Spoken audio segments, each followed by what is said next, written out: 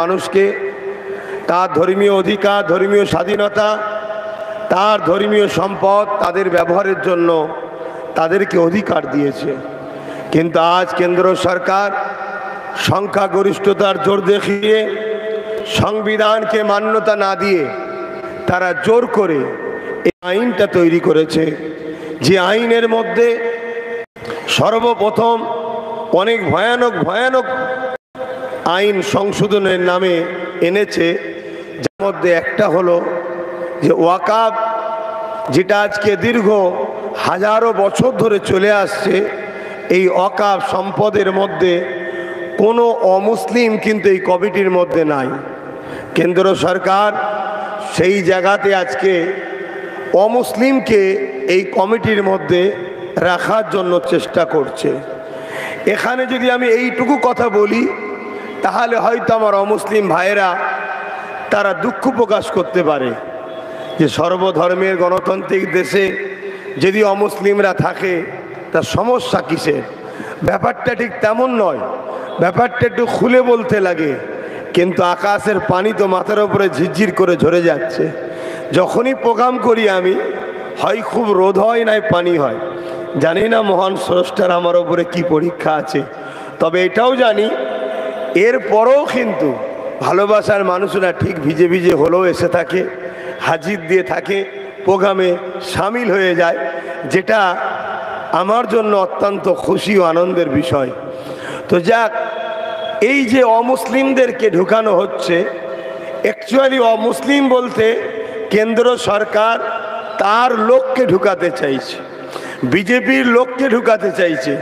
উদ্দেশ্য এই ওয়াকাফকে যাতে করে দখল করা যায়।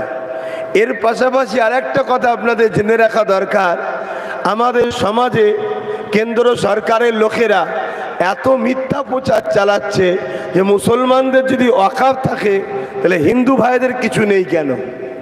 শোনেন, প্রত্যেকটা ধর্মের মানুষেরই ধর্মীয় কোনো না কোনো ট্রাস্ট আছে। যেমন হিন্দু ভাইদের দেবত্ব সম্পদ বা এমন করে টেম্পল অ্যাক্ট বলে তাদের বিভিন্ন সংস্থা রয়েছে, যেমন পুরী মন্দির রয়েছে, কেদারনাথ আছে, বিভিন্ন জায়গায় তেনাদের দেবত্ব সম্পত্তি তার টেম্পল অ্যাক্টের মাধ্যম দিয়ে সেই সম্পদকে পরিচালনা করা হয়। সেই সম্পদের যে কমিটি হবে সংবিধান অনুযায়ী তাদেরও কমিটির মধ্যে লিপিবদ্ধ আছে যে কোনো অহিন্দু এই কমিটির মধ্যে থাকতে পারবে না। কথাটা বুঝলেন আপনারা? যেমন মুসলমানদের মধ্যে লেখা ছিল যে কোনো অমুসলিম থাকতে পারবে না, ঠিক তেমন হিন্দু ভাইদের টেম্পল অ্যাক্টের মধ্যে লেখা আছে কোনো অহিন্দু থাকতে পারবে না। তারা তাদের যে ধর্মীয় যে সম্পদ, ধর্মীয় ম্যাটার যখন, সেখানে হিন্দু ভাইয়েরা তারা তাদের ধর্মীয় প্রতিষ্ঠান ধর্মের লোকের পরিচালনা করবে, এটা তো স্বাভাবিক। তাই তিনারা যে লিখেছে যে অমুসলিম অহিন্দু থাকতে পারবে না, হিন্দু হলে তবেই কমিটিতেই থাকবে, এটা তো তিনারা যুক্তিসঙ্গতই করেছে, ভুল তো কিছু করেনি। কেন, এটা তাদের ধর্মীয় বিষয়। ঠিক তেমন খ্রিস্টান ভাইদের তাদের ধর্মীয় ট্রাস্ট আছে, শিখ ভাইদের আছে, আদিবাসীদের আছে জল জঙ্গল, এভাবে সবার রয়েছে। কিন্তু সবারটাতেই লিপিবদ্ধ আছে যার যার, যেমন খ্রিস্টান ভাইদের তাদের যে ট্রাস্ট আছে ওই ট্রাস্টে লেখা আছে এখানে খ্রিস্টান ছাড়া অন্য ধর্মের লোক এই ট্রাস্টের মধ্যে থাকতে পারবে না। ঠিক তেমনই ওয়াকাফ মুসলমানদের ধর্মীয় প্রতিষ্ঠানকে পরিচালনা করার যে সিস্টেম, সেই ওয়াকাফের মধ্যেও ছিল এতদিন ধরে। দীর্ঘ বছর দেশ স্বাধীনতা হয়েছে, কংগ্রেস আমল 62 বা 65 কম বেশি বছর চলছে, বা বিছখানে আরও অনেক সরকার এসেছে, কখনো কেউ এইটা করেনি সংবিধানের বিরুদ্ধে গিয়ে যে মুসলিমদের ওয়াকাফ ট্রাস্টে অমুসলিমকে রাখতে হবে। এটা কেন্দ্র সরকার করার একটা ষড়যন্ত্র। এখানে অমুসলিম মূলত বলার উদ্দেশ্য কেন্দ্র সরকার তার লোককে ঢুকাবার পরিকল্পনা করছে। সুপ্রিম কোর্টে যখন কেস যায়, সুপ্রিম কোর্টের বিচারপতি বলেছিলেন যদি ওয়াকাফে অমুসলিমকে ঢুকাতে হয় তাহলে অন্য অন্য ধর্মীয় ট্রাস্টে মুসলমানকে কি ঢুকানো হবে? কেন্দ্র সরকারের যারা উকিল ছিল তাদের মাথা হ্যাট হয়ে গিয়েছিল, তারা কথা বলতে পারেনি। তারা বলেছে এই বিষয়টা এখন তাহলে থাক, এই বিষয়টা নিয়ে আমরা করব না চর্চা। দ্বিতীয় আরো কি ভয়ানক তথ্য দিয়েছে এটা আমাদের জানতে হবে। ওয়াকাফটা হলো আমাদের ধর্মীয় সম্পদ, যেমন ওয়াকাফ হলো ভারতের মুসলমানদের আধার কার্ড, ভোটার কার্ড, প্যান কার্ডের থেকেও বড় সার্টিফিকেট হলো ভারতে মুসলমান হাজার হাজার বছর ধরে আপনারা আছেন। আপনার প্যান কার্ড কে বলবে এটা জাল, আধার কার্ড কে বলবে জাল, আপনার ভোটার কার্ড কে বলবে জাল। আপনাকে কাল বলবে আপনি বাঙালি, বাংলাদেশ থেকে এসেছেন, আপনি উর্দু ভাষী, হিন্দি ভাষী, আপনি আশা কি বলে পাকিস্তান, গুজরাট থেকে এসেছেন, কিন্তু আপনার যদি কেরলের 1450 বছরের চেরামান মসজিদ বেঁচে থাকে তাহলে আপনাকে কেউ বলতে পারবে না আপনি স্বাধীনতার পর অন্য দেশ থেকে এসেছেন। কেন? 1450 বছর প্রমাণ মসজিদ সার্টিফিকেট দিচ্ছে আপনি ভারতবর্ষে 1450 বছর ধরে মুসলমান ভারতে রয়েছে। আজ গুজরাটে 1300 বছরের একটা মসজিদ রয়েছে, ওই মসজিদ আপনাকে সার্টিফিকেট দিচ্ছে যে ভারতবর্ষে মুসলমান নতুন নয়, 1300 বছর ধরে গুজরাটে মুসলমান রয়েছে, তাই মসজিদ আছে। আপনার হাজার হাজার বছরের কবরস্থান, আপনার হাজার হাজার বছরের মাদ্রাসা, আপনার হাজার হাজার বছরের মসজিদ, যেমন আপনার কলিকাতার এই যে আলিয়া মাদ্রাসা, কিছু কম বেশি 300 বছরের কাছাকাছি মাদ্রাসা, কম বেশি এই মাদ্রাসা আপনাকে প্রমাণ দিচ্ছে যে আপনি পশ্চিম বাংলার কলকাতাতে 300 বছর ধরে মুসলমান ওখানে পড়াশোনা করছে। এই জন্য এদের লক্ষ্য এই ওয়াকাফেরকে উচ্ছেদ করা, ওয়াকাফগুলোকে দখল করা, এবং যেসব জায়গাতে আমাদের ওয়াকাফ সম্পদ আছে এই জায়গাগুলো খুব দামি সম্পদ, এই সম্পদগুলোকে নিয়ে আদানি আম্বানির হাতে তুলে দেবে যেমন একটা লক্ষ্য, তেমন এগুলোকে মিটিয়ে দেওয়ার পর আবার আপনার যখন ঐতিহাসিক মসজিদ, মাদ্রাসা, কবরস্থান, 1000 বছরের, 500 বছরের, 200 বছরের কোনো পেহচান যখন থাকবে না, তখন আপনাকে বলা হবে আপনাদের স্বাধীনতায় কোনো অবদান নাই, আপনারা বাংলাদেশ থেকে এসেছেন, পাকিস্তান থেকে এসেছেন, আপনাদের এ দেশে থাকা যাবে না, এ দেশের আপনাদের কোনো কিছু নাই। এইভাবে আমাদেরকে শেষ করার একটা পরিকল্পনা কেন্দ্রের মোদী সরকার তৈরি করছে।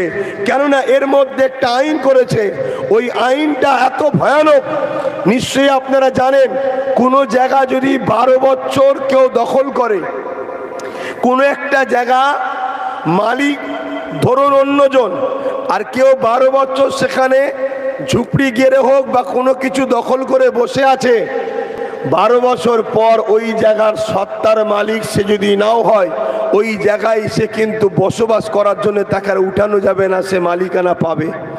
এটার ভারতের আইনের এই সিস্টেম করা আছে। কিন্তু কোনো ধর্মীয় জায়গা, সে মন্দিরের সম্পদ হোক, মসজিদের সম্পদ হোক, গুরুদুয়ারার, গির্জার, কোনো ধর্মীয় সম্পদের ওপরে 12 কেন, কেউ যদি 24-32 বছর ধরেও বসে থাকে, সেখান থেকে কিন্তু যদি সেই প্রপার্টি, সেই ধর্মীয় সম্পদের ট্রাস্ট যদি মনে করে এবারে তোমাকে উঠে যেতে হবে, সঙ্গে সঙ্গে পুলিশ তাকে তুলে দেবে বাধ্যতামূলক। কিন্তু কেন্দ্র সরকার সমস্ত বাকি হিন্দু ভাইদের, খ্রিস্টান ভাইদের, আদিবাসী কি বলে দলিতদের, আরো যাদের ট্রাস্ট আছে, শিখ পাঞ্জাবিদের, সবার আইনটাকে ঠিক রেখেছে।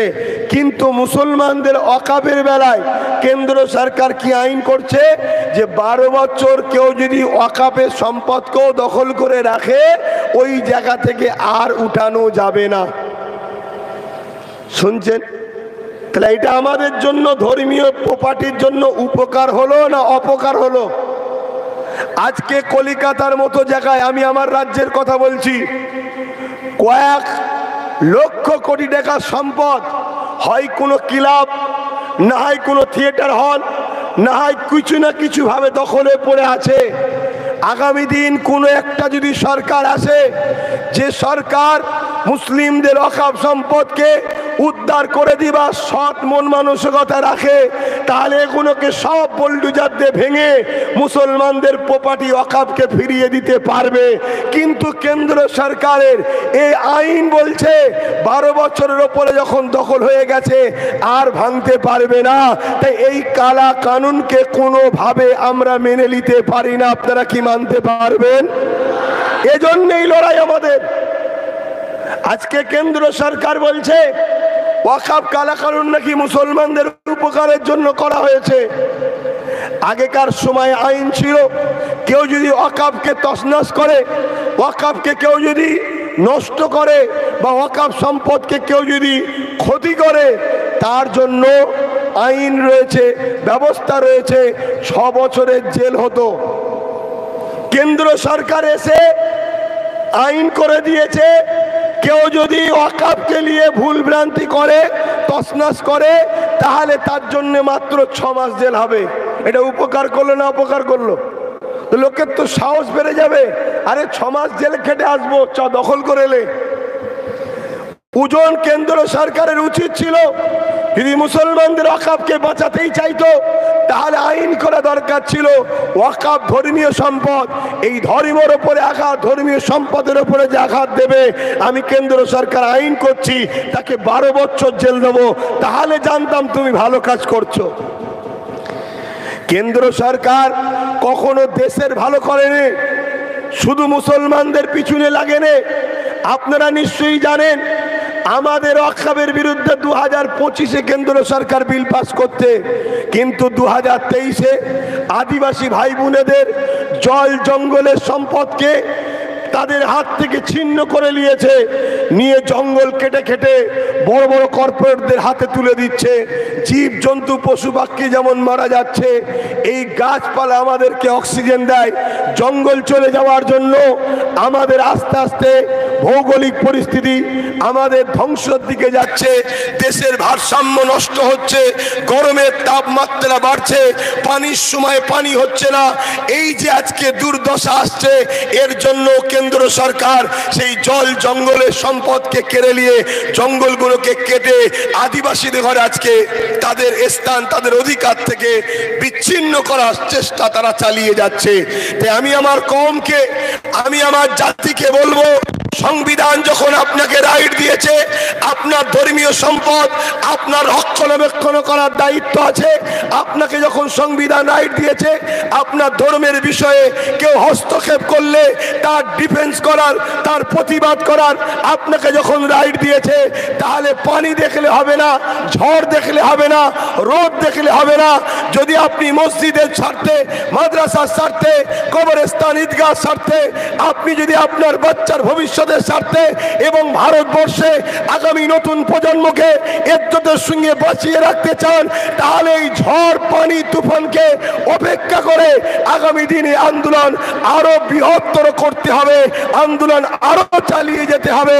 এই আন্দোলন যদি আপনি রুখে দেন, তাহলে আপনার বাবরি মসজিদের মতো এই ওয়াকফটাও লাগু হয়ে যাবে।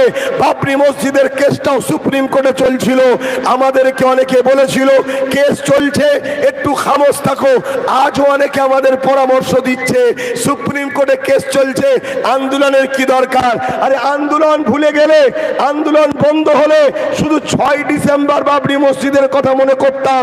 তাই তো সুপ্রিম কোর্ট সংবিধান বিরোধী একটা রায় সুপ্রিম কোর্টের জজ সাহেব দিয়ে চলে গেল, আস্থার উপরে রায় হয়ে গেল। এটা আমাদের গাফলতি। আজকে এই নতুন প্রজন্মকে কি দেবেন? এই নতুন প্রজন্ম কি পাবে? যদি আপনার কবরে না থাকে, আপনি কবর দেবেন কোথায়? হয়তো 2 দিন পর আপনার মা বাবাকে পুড়াতে হবে। প্রথমবার হয়তো পুরাতে আপনাকে একটু কষ্ট লাগলো, আস্তে আস্তে আপনাকে এই পুরানোটাই অভ্যস্ত করে দেবে। খেয়াল করে দেখুন, চাপে না পড়লেও হলো, ডাইরেক্ট না করলে হলো, ইনডাইরেক্ট আপনাকে ইসলাম থেকে ধর্মান্তরিত করে অন্যদিকে নিয়ে যাওয়ার পরিকল্পনা চলছে, ভারত সরকার করছে। আপনাকে বুঝতে হবে আমাদের সব থেকে বড় ঐতিহ্য হলো ওয়াকফ। ভারতবর্ষে কম বেশি 29 লক্ষ বিঘে সম্পদ, 29,000 লোক বিকে সম্পদ এই ভারতবর্ষে ওয়াকাফ রয়েছে। তাহলে সেই সম্পদ যদি আমাদের হাত থেকে ফসকে যায়, তাহলে আজ আমাদেরকে এই ভারতবর্ষে আমাদেরকে টিকে থাকতে দেবে না। যদি আমার সামনে আমার মসজিদ শহীদ হয়ে যায়, আমার সামনে যদি আমার মাদ্রাসা শহীদ হয়ে যায়, আমার সামনে যদি আমার কবরের ওপরে বোল্ডোজার দিয়ে ভেঙে সেখানে যদি বড় বড় shopping mall, cinema hall, theatre হয়ে যায়, তাহলে মুসলমান আগামী দিন তোমাদেরকে যখন গণহত্যা করা হবে, অন্য মুসলমান জাগবে বলে আমার মনে হয় না। যে মুসলমান তার মসজিদের জন্য জাগে নে, যে মুসলমান তার মাদ্রাসার জন্য জাগে নে, সে মুসলমান তার জাত ভাই মরলে জাগবে বলে আমার তো মনে হচ্ছে না। কেন আমরা দেখেছি এই ভারতবর্ষের পশ্চিম বাংলার রাজনীতি দীর্ঘদিন দেখে আসছি। মুসলমানকে খুন করানো হয়, মুসলমানকে দিয়ে মুসলমানকেই মারা হয়। যদি আজকে নিজের ভাইকে নিজের ভাই মারে, তাহলে মসজিদ মাদ্রাসার জন্য যদি আমরা না জাগি, তাহলে মনে হয় আমাদেরকে যখন গণহত্যা করবে আমার জাত কি এক হবে মনে হচ্ছে? এইটাই তো আমাদের বড় ইস্যু। তাই আজকে এই মঞ্চ থেকে আপনাদেরকে সজাগ করব। এখন আমাদের চিনার সময় এসছে কে আমাদের বন্ধু, কে আমাদের শত্রু। তাই উলামাদের থেকে শুরু করছি, প্রত্যেকে আওয়াজ তুলুন। প্রতিটা মসজিদের জুম্মার দিন ইমাম জানুন দুলাইন হলো এই ওয়াকাফ নিয়ে মানুষকে প্রতি জুম্মায় সজাগ করে, জাগিয়ে রাখে। দরকার আছে না নাই? আমার সঙ্গে কারা একমত হাত তুলে সাক্ষী দেন। দরকার আছে না নাই? যদি এই দুলাইন জাগাতে না পারে, আমার মনে হয় না আল্লাহর ঘরে ওই ইমাম সাহেব ভাইটা দাঁড়িয়ে থাকা উচিত আছে।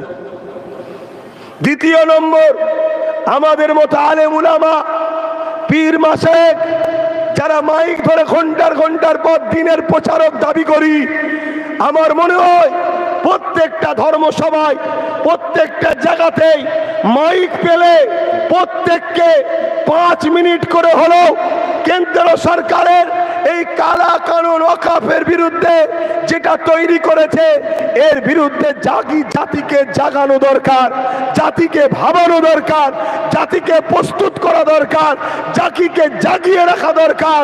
তবেই কিন্তু জাতি জাগবে। আর যদি মনে করেন যে আমি মাইকে মুখ দিয়ে কথা বললে, আমি মসজিদে কথা বললে আমার রাজ্য সরকারও আমার বিরুদ্ধে চলে যাবে, তাহলে আমি বলতে পারছি না। আমার মনে হয় এরকম মুসলমান যতই থাকুক, এদের দ্বারা কখনো সমাজের কল্যাণ হবে না। আজকে যে ওয়াকাফ কালা কানুন, এটা তো কেন্দ্র সরকার তৈরি করেছে, ঠিক না বেঠিক? তাহলে এই আন্দোলনটা কার বিরুদ্ধে? কেন্দ্র সরকারের বিরুদ্ধে। কিন্তু দুঃখের সাথে বলতে হচ্ছে রাজ্য সরকার হঠাৎ করে নাক গলিয়ে দিল। কি বলল? আন্দোলন দিল্লি যে করো। ভাই আপনি বলুন, রাজ্য সরকারের এই কথাটা কি ধর্মপ্রাণ মুসলমান আপনাদের ভালো লেগেছে? হাত তুলে বলুন ভালো লেগেছে? আপনাদের মনে কষ্ট দিয়েছে না দেয়নি? এইখান থেকে আমি প্রকাশ্য রাজ্য সরকারকে বলছি, আপনি নাক গলিয়ে ভুল করেছেন, অতএব আপনি ক্ষমা চান। যদি ক্ষমা না চান, আগামী দিন বুদ্ধদেব যেমন বলেছিল মাদ্রাসায় জঙ্গি তৈরি হয়, যেমন বুদ্ধদেবের হাল হয়েছে, আগামী দিন আপনারও হাল ওটাই হবে। কেন? আমরা গুনাহগার, আমরা গরিব হতে পারি, কিন্তু মসজিদের দুশ্মনের সঙ্গে, মাদ্রাসার দুশ্মনের সঙ্গে, আমার ধর্মের দুশ্মনের সঙ্গে কখনো আপোষ করে আমরা কাফের হতে পারবো না। তাই রাজ্য সরকারকে বলছি, যে কথা বলেছেন, অন্যায় করেছেন, এটার জন্য আপনি ক্ষমা চেয়ে নেন জাতির কাছে, যে হ্যাঁ ভাই আপনাদের বিষয়ে এটা বলা আমার ভুল হয়েছে। কেন? সংবিধান যখন আমাদেরকে রাইট দিয়েছে আন্দোলন করার, তাহলে রাজ্য সরকার কেন নাক গলাতে গেল? এই আন্দোলন তো কেন্দ্র সরকারের বিরুদ্ধে হবে। আমরা তো বলবো কেন্দ্র সরকার নিপাত যাক, আমরা তো বলবো ওয়াকাফ কালা কানুন মানছি না, কেন্দ্র সরকারের সংবিধান বিরোধী আইন মানছি না, আমরা তো বলবো ফ্যাসিস্ট চিন্তাবাদী কেন্দ্র সরকার মানছি না। সে জায়গায় হঠাৎ করে রাজ্য সরকার নাক গলালো কেন? বলুন, এটা ন্যায় করেছে না অন্যায় করেছে? আচ্ছা, এই নাক গলাবার কারণটা কি জানেন? আমার তো ধারণা দুটো। নাম্বার ওয়ান, কেন্দ্র সরকার আইন করলো, যেটা আগে বললাম, 12 বছর কেউ যদি ওয়াকফ দখল করে রাখে তাহলে ওয়াকফ তার হয়ে যাবে। পশ্চিম বাংলার রাজ্য সরকার তিনি জানেন, তিনার নেতা মন্ত্রী হামলা চামলার মধ্যে ৭৫,০০০ বিঘে সম্পদ রাজ্য সরকারের লোকেরা দখল করে রেখেছে। কত বলুন বলুন বলুন? ৭৫,০০০ বিঘে সম্পদ রাজ্য সরকারের আমলা চামলারা দখল করে রেখেছে। কেন্দ্র সরকারের যদি এই বিলটা সাকসেসফুল হয়, এই আইনটা যদি লাগু করতে পারে, তাহলে রাজ্য সরকার দেখছে আমি তো 13, 14, 15 বছর 14 বছর চলছি, তাহলে আমার তো নিজের ফান্ডেই ৭৫,০০০ বিঘে জায়গা চলে আসবে, তাহলে এটা হোক, আমিও চাই। কিন্তু এই বুকা মুসলমানের ভোটও তো দরকার। 40% মুসলমান রয়েছে বাংলায়, 100-র মধ্যে 75টা মুসলমান, এই 95টা মুসলমান রাজ্য সরকারকে ভোট দেয়। এই ভোটটাও তো দরকার। তাই প্রকাশ্য বলছে, আমি থাকতে, কথাগুলো শুনবেন, আমি থাকতে বাংলায় ওয়াকফ লাগু হতে দেব না। মানে আমি মরে গেলে লাগু হবে, আমি থাকতে দেব না। এটাই তো টপ, এটাই তো টপ। তোরা আমাকেই ক্ষমতায় রাখ, ওয়াকফ লাগু হতে দেব না। ওদিকে অলরেডি পোর্টাল চালু হয়ে গেছে, উমিদ পোর্টাল বলে একটা চালু হয়ে গেছে। এদিকে কেস চলছে সুপ্রিম কোর্টে, কেন্দ্র সরকার সুপ্রিম কোর্টকেও বুড়াগুল দেখাচ্ছে।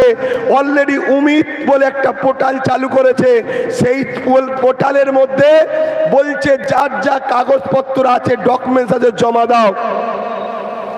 আজ থেকে 100 বছর আগেকারের কাগজ পাবেন কোথায়? 200 বছর আগের কাগজ পাবেন কোথায়? 300 বছর আগে কাগজ পাবেন কোথায়? 400 বছর আগে কাগজ পাবেন কোথায়? 1000 বছর আগেকারের কাগজ পাবেন কোথায়? যখন কাগজ পাবেন না, তখনই বলা হবে এ কোনো অবৈধ, আনলিগাল, এ কোনো সরকারের কবজায় থাকবে, সব ভেঙে আদানি আম্বানিকে দেওয়া হবে। তাই কেন্দ্র সরকারের এই চক্রান্তকে রাজ্য সরকারও দেখছে, আমারও তো ৭৫,০০০ বিঘে ফায়দা আছে, তাই নাক গলাচ্ছে। এটা একটা হতে পারে, নচেত আমার মনে হয় আর একটা জিনিস হতে পারে। সেটা হলো এটাই, কেন্দ্র সরকার যখন এই বিলটা পাশ করেছে, রাজ্যে পশ্চিম বাংলায় যে আন্দোলনের জোয়ারটা উঠেছিল, আর পশ্চিম বাংলা হলো ভারতবর্ষের কোহিনূর, পশ্চিম বাংলা হলো ভারতের কোহিনূর। এই আন্দোলনটাকে কেন্দ্র সরকার হয়তো চাপ দিয়েছে, তোমার রাজ্যে আন্দোলন রোখো, না ইডি সিপিআই পাঠিয়ে তুলে আনবো। শুনছেন না শোনেন নে? তাই ভয়েতে হয়তো উনি এত বড় কথা বলেছে যে ওয়াকফ নিয়ে কেউ যদি বাংলায় গুলোগুলি করে, সব থেকে বড় দুশ্মন আমি হব। আমি জানতে চাই, আপনি মসজিদ নিয়ে কথা বললে রাজ্য সরকার আপনার সব থেকে বড় দুশ্মন হবে বলছে, আপনি কবরস্থান নিয়ে কথা বললে, মাদ্রাসা নিয়ে কথা বললে, খানকালে কথা বললে, ঈদগালে কথা বললে, রাজ্য সরকার আপনার সব থেকে বড় দুশ্মন হবে বলছে। এখন আপনারা বলুন, মসজিদ মাদ্রাসার পক্ষে থাকবেন না রাজ্য সরকারের দুশ্মনির ভয়েতে তার পক্ষে থাকবেন? ওটা আপনারা ডিসাইড করুন। তবে আমি রাজ্য সরকারের এই দুশ্মনীকে চ্যালেঞ্জ নিয়ে প্রতিটা জায়গায় প্রতিদিনই ওয়াকফ নিয়ে আলোচনা করছি। তোমার চ্যালেঞ্জকে আমি অ্যাকসেপ্ট করেছি। আমার সাথে কারা চ্যালেঞ্জকে অ্যাকসেপ্ট করতে রাজি আছেন? হাত তুলে দেখান। জোর করেছি আপনাদেরকে, জোর করেছি, হাত লম্বা করে তুলে রাখুন। কাউকে জোর করেছি কি? একে অপরের পাশে দেখুন কেউ হাত তুলতে বাকি আছে কি? দেখুন, কেন গাদ্দার চিনা দরকার, হারামখোর মুসলমান চিনা দরকার। এ জাতির সব থেকে বড় যদি কেউ ক্ষতি করে থাকে, এ জাতির গাদ্দার মুনাফেক মোল্লাগুলো আর মুনাফেক মুসলমান নেতাগুলো আমাদের সব থেকে বড় ক্ষতি করেছে।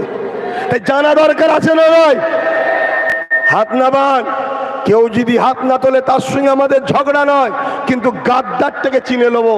তুই মসজিদের সাথে নেই, তুই বেঈমানের সাথে আছিস, তুই কবরস্থান ঈদগাহ মাদ্রাসার সাথে নেই, তার দুশ্মনের সাথে আছিস। কেন্দ্র সরকার 100% আমাদের দুশ্মন, আমরা সবাই জানি। কিন্তু রাজ্য সরকার দীর্ঘদিন ঘুমটা দিয়ে আমাদেরকে যে বোকা বানালো, তার প্রমাণটা এই ওয়াকফের বেলায় কিন্তু বেরিয়ে গেল। কিন্তু আমি দীর্ঘদিন জানি যে আমাদের বোকা বানাচ্ছে। কিন্তু দুর্ভাগ্যের বিষয়, আমার উলামা ভাইয়েরা, আমার ইমাম ভাইয়েরা, তারা মনে করেছিল 2,500-3 হাজার টাকা দিচ্ছে আমাদের আপন। কিন্তু আপনাদেরকে সম্মানের সাথে বলছি, 2,500-3 হাজার টাকা আপনাদেরকে ভিক্ষা দিচ্ছে। ওয়াকাফ যদি আপনারা দখল করতে পারে, ওয়াকাফ যদি এমন গভর্নমেন্টের হাতে থাকে যে গভর্নমেন্ট সত্যি ওয়াকাফ দরদি হবে, ইনসাফ পরায়ণ হবে, রাষ্ট্রপ্রেমিক হবে, সংবিধান প্রেমিক হবে, আমি আপনাদেরকে বলে যাচ্ছি ইমাম মুয়াজ্জিন ভাইদেরকে, পার মাসে ইমামদের যত কমই হোক 20,000, মুয়াজ্জিনদের 10-12 হাজার করে মাসে মাইনে দেওয়া যাবে। তাও ওয়াকাফের পয়সা সামান্য শেষ হবে না। তাই আপনারা যদি আমার উপরে বিশ্বাস রাখতে পারেন আলেম উলামা ভাইরা, তাই আজ থেকে আওয়াজ তুলুন। আগামী দিন আমরা কোনো কালার দেখব না, কোনো দল দেখব না, কোনো দাদা দিদি দেখব না।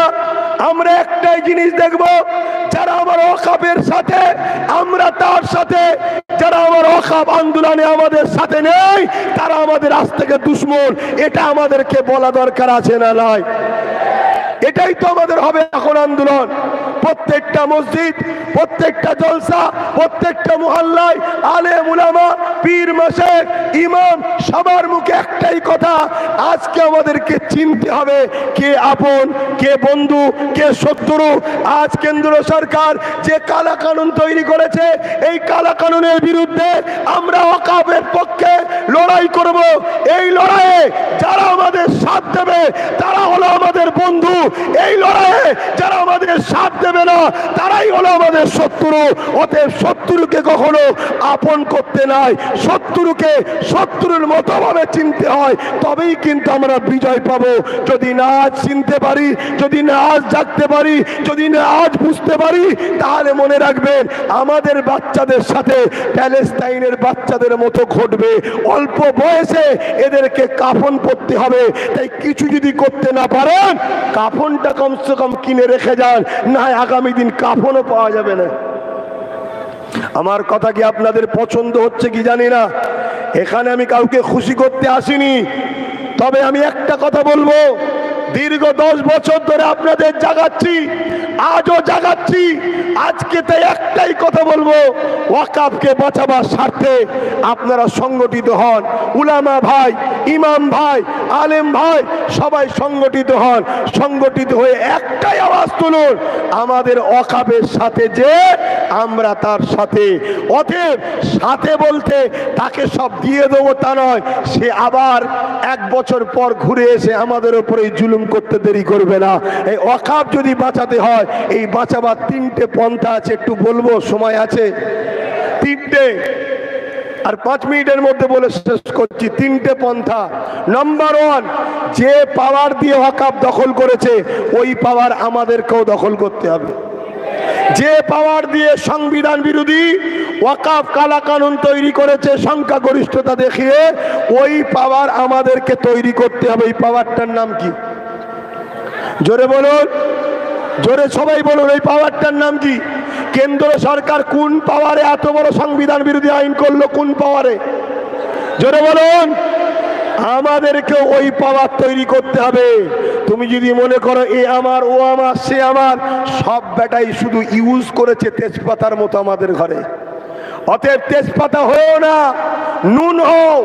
নুনটা শুনতে ছোট লাগতে পারে, নুন এমন এক জিনিস কেউ বেশিও নিতে পারবে না আর কমও হলেও চলবে না। শুনছেন তো নাকি? বেশি নিলেও জ্বালা আর কম হলেও জ্বালা। নুন হও, তুমি ছাড়া কারো স্বাদ নাই, তুমি ছাড়া কারো সাথ নয়। তুমি যদি সংগঠিত হও, তুমি যদি ঐক্যবদ্ধ হও, তোমার এত ক্ষমতা আছে, এই বাংলার কথাই বলছি, তুমি 110টার উপরে জায়গা দখল করতে পারবে। তা বাকি যে জায়গা আছে, তোরা 4-5 জন যা আছিস ঝগড়া করকে যা করে, যে যা ভাগ পাবি ভাগ নিয়ে আমাদের সঙ্গে দেখা কর। আমরা যার পাশে দাঁড়াবো সে গিয়ে বসবি, কিন্তু বসার সময় মনে রাখবি আমাদের সহযোগিতাতেই বসেছিস। ওই যে চেয়ারগুলোই বসে আছেন, কটা পায়া আছে? যদি একটা আমাদের হাতে থাকে আর আপনি ওখানে বসে আমাদের বিরুদ্ধে কথা বলতে পারবেন, পাটা খুলে নেবো, পড়ে যাবে। ঠিক না বে ঠিক? এজন্যই 2021-এ বলেছিলাম যে যা হচ্ছে হোক গে যাক, নিজেদের হাতে গোটা 30, 40, 50, 60 রাখ, চেষ্টা করে, একদিনই কি সব হয়, রাখ।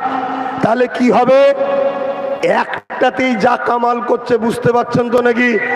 তাহলে গোটা 40, 50 যদি ওর সাথে থাকে, তাহলে লড়াইটা কি জোর হবে না কম হবে? হ্যাঁ, অতএব যার প্রয়োজন বসুন, আমাদের বসার দরকার নেই, কিন্তু পাটা লাগাবো বলবেন, 3টে আপনার হাতে, একটা আমার হাতে। যদি ওই চেয়ারে বসে আমাদের বিরোধী ষড়যন্ত্র করেন, আমাদের সংবিধান যে শিক্ষা, স্বাস্থ্য, কর্মসংস্থান, বাসস্থানের যে অধিকার, এই অধিকার টাইমে টাইমে যদি না দেন, তাহলে বলবো ওঠেন, পাটা খুলে নেবো, 50-60 টাকা বার করে নেবো, সরকার পড়ে যাবে। এই ঐক্য ক্ষমতার দরকার আছে না নাই? এটাই আমি বারবার জাতিকে বুঝাচ্ছি। আসো আমার কম, আমার জাতি বোঝো, ভাবো। আর এটাও শোনো, তুমি আমি যদি আগাই, তোমার আমার পিছনে কয়েক কোটি, পুরো দেশ জুড়ে বলছি, আর রাজ্যের কথাই বলছি, কয়েক লাখ আদিবাসী আসবে, দলিত আসবে, পিছিয়ে পড়া অসহায় গরিবরা আসবে, তিলোত্তমা মায়ের বোনের মতো তার পরিবার অসহায়রা আসবে, আনিস খানের মতো পরিবাররা আসবে, আবু সিদ্দিকের পরিবাররা আসবে, এমন করে হাজার হাজার লাখ লাখ অসহায়রা তোমার আমার পিছনে আগিয়ে আসবে। তোমাকে আমাকে আগাতে হবে। তাই বলে যাচ্ছি এতটুকু কথা, নাম্বার 1, যে পাওয়ারে তারা এই ক্ষমতা তৈরি করেছে, ওই পাওয়ার আমাদেরকে দখল করতে হবে। ওই পাওয়ার দখল করতে গিয়ে বাকি যত সেকুলার যারা দাবি করে, তাদেরকে বলবো আসো ভাগিদারিতে। কিসে? ভাগিদারিতে। যে ভাগ দেবে জানতে হবে সে আমাদের দরদি, তার সাথে চলো একসাথে আমরা শুরু করি। যে ভাগ দেবে না, জানতে হবে সে লুটতে নেমেছে, তার থেকে আমাদের দূরে থাকা দরকার। যে আমাদের রান্না করাটা ভালো লাগে আর খাবার বেলায় ভাগ দেবে না, এটা কেমন কথা হয়? এটা আমাদেরকে চিনতে হবে দুশ্মন। দ্বিতীয় নম্বর হলো, যে জায়গায় বিল পাস হয়েছে লোকসভা আর রাজ্যসভা, এই দুই সভারও ওপরে হলো সুপ্রিম কোর্ট, ভারতের সর্বোচ্চ ন্যায়ালয়। সেই সুপ্রিম কোর্টে কেস করতে হবে।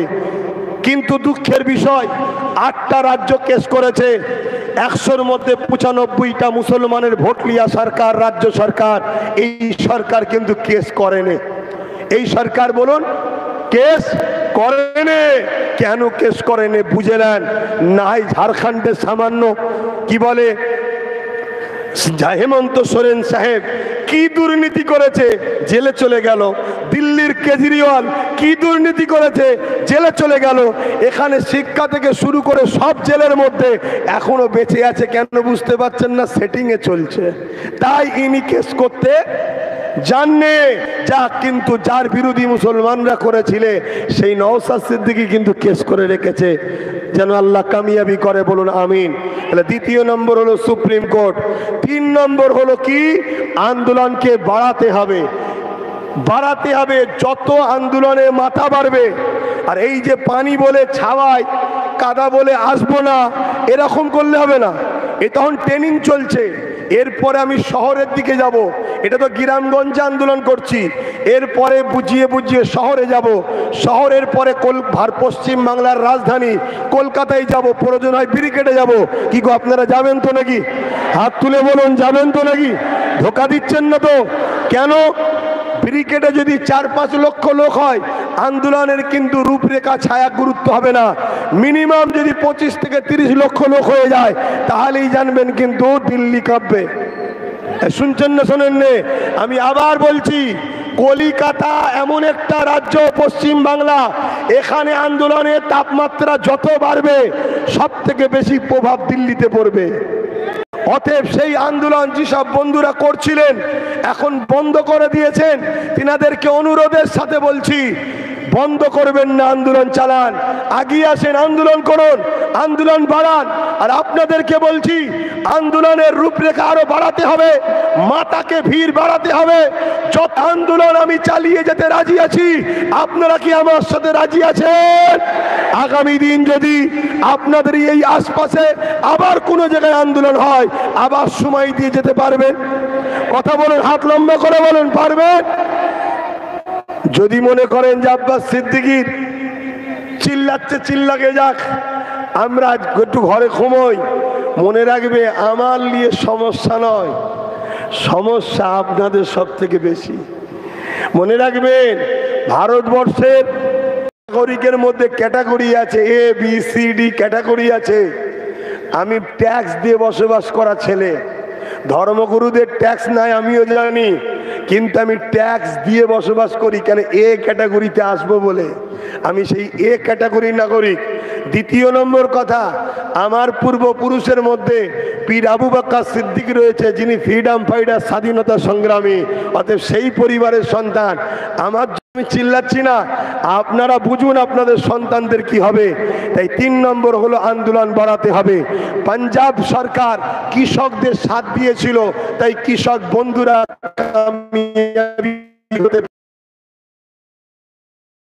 চলে যাবার কথা বলেছে, আন্দোলন করলে সব থেকে বড় দুশ্মন হবার কথা বলেছে। এর পানিশমেন্ট হিসাবে রাজ্য সরকারকে ঘোষণা দিতে হবে এই ওয়াকফ কালা কানুনের বিরুদ্ধে বিধানসভা থেকে রেজুলেশন করে নিন্দা বিল পাস করতে হবে। ওই বিল পাস করিয়ে এমন করে সুপ্রিম কোর্টে জজ সাহেবের কাছে জমা দিয়ে কেস চালু করতে হবে। 3 নম্বর, আমরা আন্দোলন করব, আন্দোলন চালিয়ে যাব। রাজ্য সরকারকে সম্পূর্ণ আমাদেরকে সহযোগিতা করতে হবে, যেমন সহযোগিতা পাঞ্জাব সরকার করেছিল। পাঞ্জাব সরকার আন্দোলন কৃষকদের থাকা খাওয়া গাড়ি ভাড়া সব দিয়েছিল, কেউ মারা গেলে তাকে আর্থিক সহযোগিতা করেছিল। আপনারা কি আমার সঙ্গে একমত? একমত। তাহলে রাজ্য সরকারকেও এই আওয়াজ তুলতে হবে আপনাদের ঘরে যে আমরা এই ওয়াকফ নিয়ে লড়বো। আমাদের আন্দোলনের খরচ, আমাদের গাড়ি ভাড়া, আমাদের খাওয়া খরচ, আমরা কেউ মারা গেলে আপনাকে অর্থ দিতে হবে। আপনি বলছেন আমি বিজেপির বিরুদ্ধে, বিজেপির যদি বিরোধী হয় আন্দোলনটা তো বিজেপির বিরুদ্ধে হবে, আপনাকে তো সহযোগিতা করা দরকার। আপনি সহযোগিতা না করে সেই জায়গায় আপনি এখানে বিরোধী করছেন কেন? এটা আমাদেরকে আওয়াজ তোলা দরকার আছে না নাই? এই গুটি কতক কথা আজকে এই খোলা আকাশের নিচে পানি টপ টপ করে ঝিরঝির করে পড়ছে, এই অবস্থাতে বসার পরিস্থিতি নাই। আপনারা বেশিরভাগ মানুষ দাঁড়িয়ে আর বিভিন্ন জায়গায় ছড়িয়ে ছিটিয়ে যেখান থেকেই শুনেছেন, আমি সবাইকে একটা শেষ কথা বলে যাচ্ছি। শেষ কথা হলো এটাই, আগামী দিন এই এত গাফলতি করলে হবে না, এভাবে গাফলতি করলে হবে না। আমাদের আন্দোলন আরো তীব্র বাড়াতে হবে, আরো জোরালো আন্দোলন করতে হবে। তাই গ্রামে গঞ্জে সব জায়গায় সজাগ করে আগামী দিন আমি শহরে, তারপরে কি বলে পশ্চিম বাংলার রাজধানী কলকাতাতেও আন্দোলন করব। আশা করছি আপনাদের ঘরে আমি পাশে পাবো। এই বলে আমি আজকের এই ক্ষুদ্র আলোচনাকে এখানেই সমাপ্ত করলাম। সুস্থ থাকুন, ভালো থাকুন। সকলকে একটা সংগ্রামী আন্দোলনে মুখী নারা দিয়ে আমি সকলকে বিদায় দিচ্ছি। সকলে আমার সঙ্গে বলুন ভারতবর্ষ। হাত তুলে বলুন ভারতবর্ষ। ভারতবর্ষের সংবিধান, ভারতবর্ষের সংবিধান, ভারতবর্ষের সর্বধর্মের মানুষের ঐক্য, ভারতবর্ষের সর্বধর্মের মানুষের ঐক্য নারে দিবে। ওয়াকফ কালা কানুন মানছি না, মানব না। ওয়াকফ কালা কানুন মানছি না, মানব না। কেন্দ্রের ফ্যাসিস্ট সরকার দূর হাটো, দূর হাটো। কেন্দ্রের ফ্যাসিস্ট সরকার মুর্দাবাদ, মুর্দাবাদ নারে দিবে। আসসালামু আলাইকুম ওয়া রাহমাতুল্লাহি ওয়া বারাকাতুহু।